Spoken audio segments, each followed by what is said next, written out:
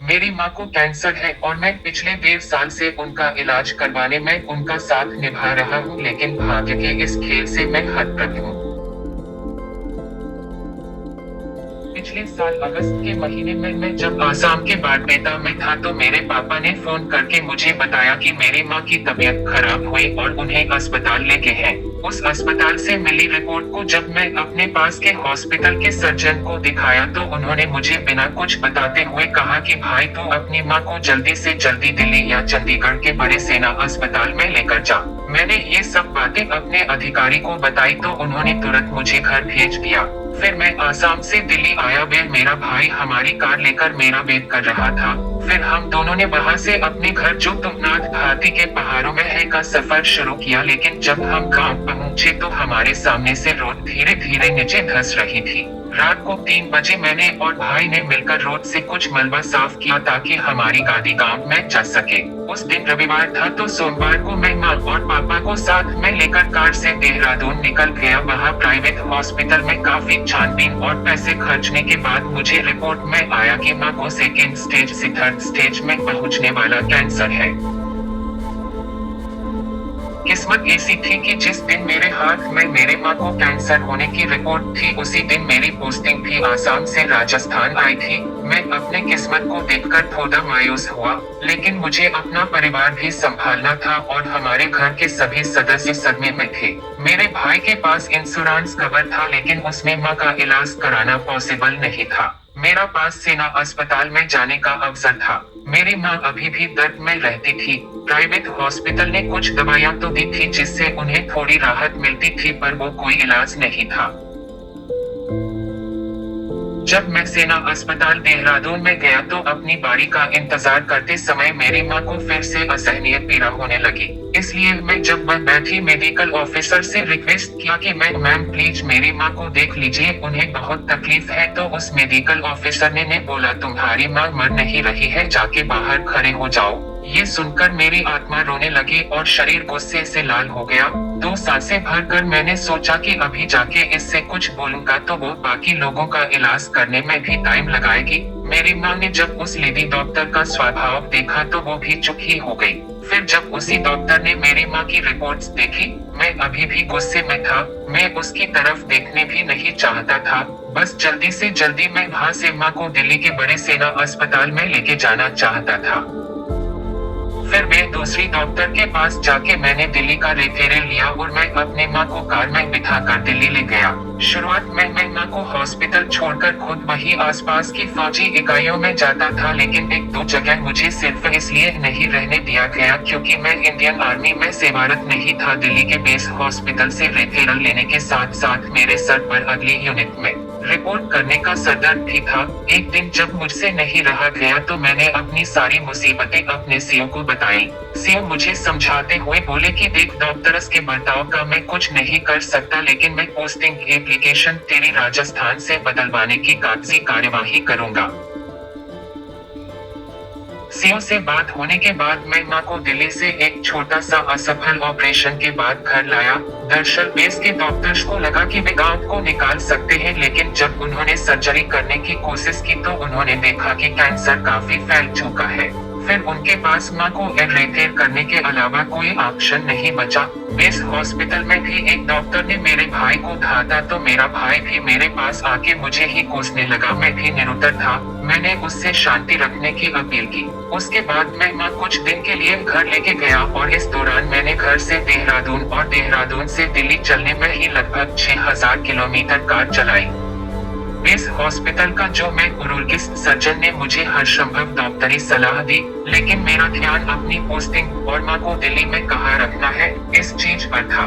नवंबर के महीने में मैं फिर से माँ और पापा को कार में बिठा के दिल्ली चल पड़ा। मैंने अपने बैच के एक लड़के से दिल्ली में उसके सरकारी कवाटर पर रुकने की रिक्वेस्ट की, पर उसने मुझे न बोलने की जगह फालतू की बातों में उलझा के रखा। इस तरीके के आचरणों को देखने की मुझे अब आदत सी होने लगी थी। फिर वो पूरा दिन मैं अपने माँ और पापा को गाड़ी में बिठा के खुद ही आर्मी अस्पताल के पास कमरा ढूंढने लगा। दिल्ली की उन अनजान गलियों में दिन भर कार चलाकर मेरा बहुत तेज सिरदर्द हो रहा था, लेकिन मैंने कैसे भी करके शाम होने तक एक कमरा किराए पर ले लिया।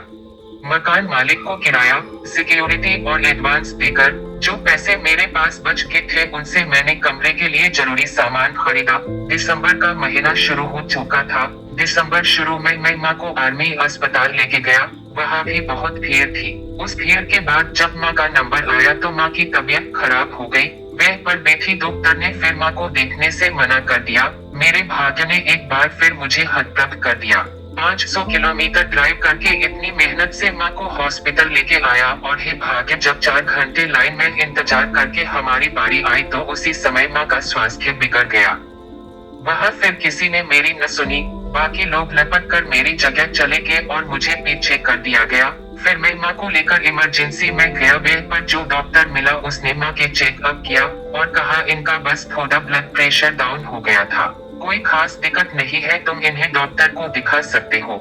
जब मैं माँ को लेकर वापस ऑन्कोलॉजी में गया तो ओपीडी का टाइम खत्म हो गया। उस लेडी डॉक्टर ने मुझे अगले दिन आने को कहा, लेकिन मैं नहीं गया। मैंने उससे बहुत रिक्वेस्ट की और लास्ट में उसने मान लिया और मम्मी का 4 महीने का कीमोथेरेपी का प्लान बना के हमें डे केयर में भेज दिया। वह कीमो करवा कर मैं माँ को कमरे पर ले आया। अगले कीमो में अभी 10 दिन बाकी थे तो मैंने घर जाने की सोची ताकि मैं घर से कमरे के जरूरत का सामान लेके आ सकूं। ऐसा सोच के 9 दिसंबर की रात 10 बजे मैं दिल्ली से अपनी कार लेकर अकेले ही घर के लिए निकल पड़ा। 0.01 बजे हरिद्वार पहुंचने पर मैंने गाड़ी में पेट्रोल भरवाया और मैं आगे ऋषिकेश की तरफ पहुंच गया। ऋषिकेश से लगभग 40 किलोमीटर आगे शिवपुरी गंगा के ऊपर बने ब्रिज से 100 मीटर पीछे रात को 1:45 पर मेरा एक्सीडेंट हो गया। जाने अनजाने में रात के उस अंधकार में अकस्मात भयंकर सी आवाज सुनकर मेरे होश उड़ गए। कुछ समय के लिए ऐसा लगा जैसे मैं कहीं गायब सा हो गया हूँ। मेरी कार नाली से घिसकते 20 फीट आगे जाके पिलर से टकरा गई और बाएं तरफ का टायर पिचक कर बाएं सीट पर आ गया। अचानक हुए इस प्रतिघात से पूरी कार के बोनट के परखच्चे उड़ गए। एक बार फिर से मुझे अपने भाग्य पर आश्चर्य हुआ और मेरे मन ने मेरी आत्मा से अपने इस कृत्य के लिए माफी मांगी और मेरी आत्मा ने रात के उस अंधेरे में मेरे इष्ट को मेरी रक्षा करने कृतार्थ होकर भावपूर्ण प्रणाम किया। मुझे मामूली सी चोट आई। कार से बाहर आकर मैंने की बियॉन्ड रिपेयर कंडीशन को देखा। अब जो होना था हो चुका था। कॉमन मदद के लिए मैंने पुलिस को कॉल किया, लेकिन रात के अंधेरे में उन्हें अपनी सही लोकेशन नहीं बता पाया। मैं 2 घंटे उसी जगह पर पदाठंड में ठिठुरता रहा और ये सोचने लगा कि अगर इस स्थिति में मैं अगर अपने परिवार को छोड़कर चला जाता तो उनका क्या होता। मेरे माँ बाप भाई तो सदमे से ही मर जाते। फिर मैंने खुद को संभाला और उस परमपिता को मुझे एक और अवसर देने के लिए शुक्रिया किया।